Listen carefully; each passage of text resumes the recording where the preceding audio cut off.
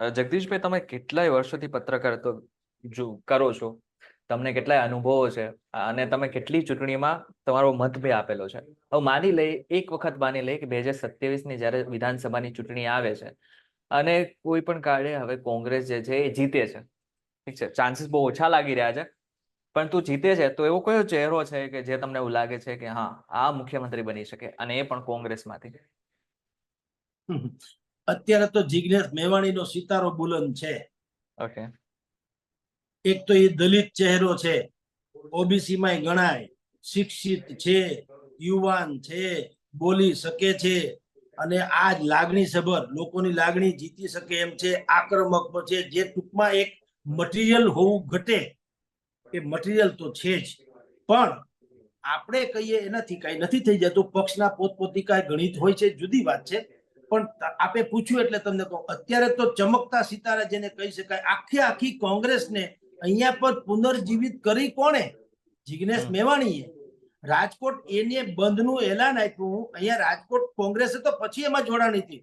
સૌથી પહેલા તો 72 કલાકના ઉપવાસ જિગ્નેશ મેવાણીએ કર્યા હતા ટીઆરપી કાંડ ઉપર. તો ઉપવાસ કર્યા પછી એને 25મી તારીખનું બંધનું એલાન આપ્યું ને એ એલાન આપતા પહેલા એને હજારોની સંખ્યામાં પત્રિકાઓનું વિતરણ કર્યું. આખા શહેરની તમામ ગલી શહેરો, મુખ્ય બજારો, તમામ રોડ રસ્તા, ચોરાહા બધે જઈને કાર્યકર્તાઓ 1700 જણા સેવા દળના લોકોને ઉતાર્યા હતા રાજકોટમાં. એ રાજકોટ કોંગ્રેસે નતું કર્યું, જિગ્નેશ મેવાણીએ વ્યવસ્થા કરી હતી, સમજી લો. પછી એને ક્રેડિટ આપી દીધી કે ભાઈ અમારી ટીમ કોંગ્રેસે આ બધું કર્યું. એ તો દરેક નેતાનો એ જ ગુણ હોય છે કે બધું જશ જે છે એ આખી ટીમને આપે, અપયશ કે કઈ દિલગીરી વ્યક્ત કરવાની પોતે કરે.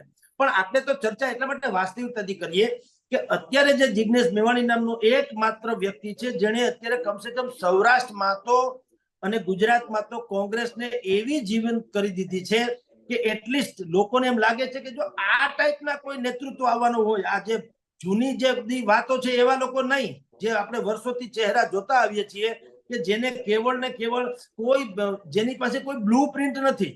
એ તો તમારી નબળાઈ એ અમારી સબળાઈ એવું માને છે. શાસક પક્ષની નબળાઈ એ અમારી સબળાઈ એવું માનનારા લોકોને હવે લોકો મત નથી આપતા. તમે વિઝનરી હોવા જોઈએ, તમારી પાસે કઈક એવું પેશન, જનૂન, આવડત, કૌશલ્ય બધું હોવું જોઈએ, જે અત્યારે મેવાણી થ્રુ કોંગ્રેસ કરી રહી છે.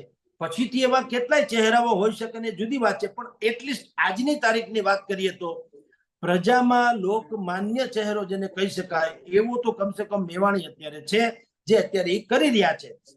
એટલે તો આપણે અનેકો ડિબેટમાં કહીએ છીએ કે ભારતીય જનતા પાર્ટીએ જો બુદ્ધિ ઉછીની લેવામાં જરાય વાંધો નથી હોતો. ભાઈ આપણા મુકેશભાઈ અંબાણી છે અને જામનગરની રિફાઇનરીનો એકેય બોલ ખોલતા કે પીલતા આવડતો નથી. તેમ છતાં એ એશિયાના સૌથી મોટામાં મોટા ઉદ્યોગપતિ છે, ધનાઢ્ય લોકો છે. શું કામ છે? એને બુદ્ધિ ઉછીની લીધી.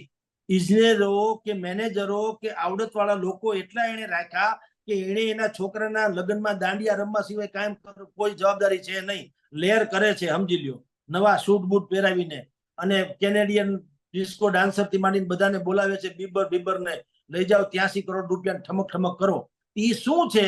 કારણ કે બુદ્ધિશાળી માણસોને સોંપી દીધી છે આખી રિફાઇનરીઝ, અને રિફાઇનરીઝનું કામ બધું ચાલે છે. એમ કોંગ્રેસ, એમ ભારતીય જનતા પાર્ટીએ પણ આપણા જેવા, એટલે કે મીડિયાના હોય કે બાકીના જે રાજકીય પંડિતો હોય, વિશ્લેષકો અલગ અલગ પ્રકારના હોય છે, કેવળ મીડિયા નહીં, પણ જે રાજકીય પંડિતો હોય છે, જે તટસ્થ વિશ્લેષકો હોય છે, મીડિયાના લોકો હોય છે, એની વાતને ગંભીરતાથી અને એક સારા ઉદ્દેશ સાથે સ્વીકારવી જોઈએ.